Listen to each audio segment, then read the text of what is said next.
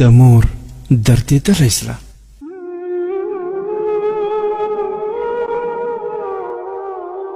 د مور له لاس نه د شیدو ګیلاس په ځمکه ولوېد او مات شو. زوی یې په مور باندې وربرک شو او خپل زړه یې ورباندې تش کړ چې ګیلاس دې ولې مات کړ، او بیا د غصې په حالت کې له کوټې ووت. مور یې چې د زوی غصه ولیده نو د خپل زوی د ماشومتوب دوره یې په ذهن کې راتېره شوه. د خپل زوی ماشومتوب او ځوانۍ باندې یې ځغلنده نظر تیر کړ او ډېره خفه شوه.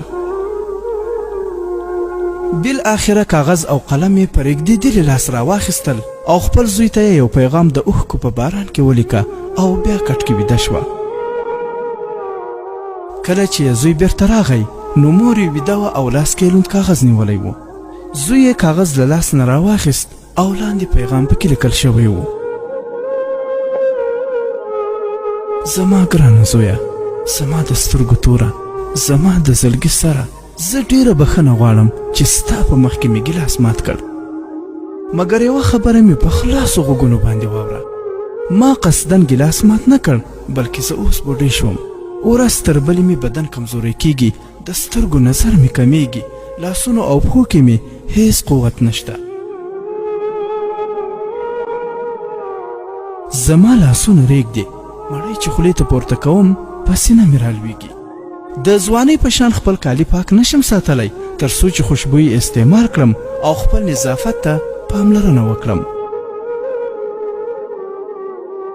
نو هیله ده ما ملامته ونه ګڼې، ځکه چې د خپلو کالیو اغوستلو او بوټانو پښو کولو توان هم نه لرم.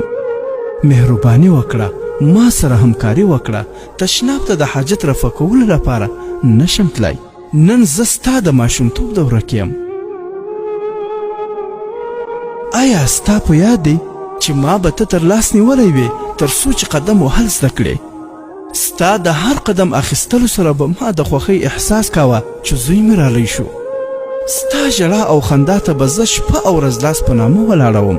ستا د ارامۍ او خوب لپاره مې خپل خوب ځان باندې حرام کړی و.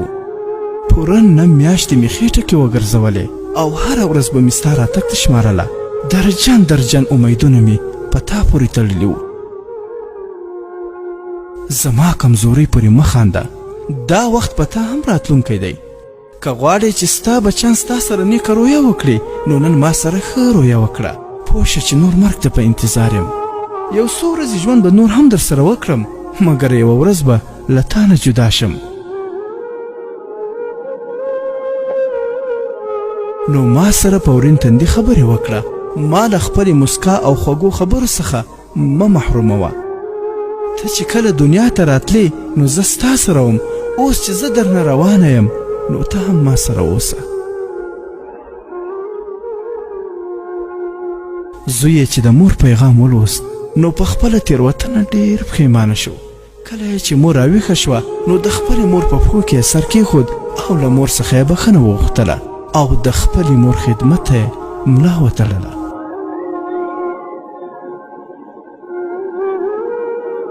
ګرانو دوستانو، د مور و پلار سره نیکي او بدي کول یوه کیسه ده چې ته به یې په خپله لیکې او ستا بچیان به یې بیا تا ته روایت کوي. نو اوس خوښه ستا ده که ځان لپاره ښه رویه خوښوې او که بده، څه چې کرې هغه به ریبې.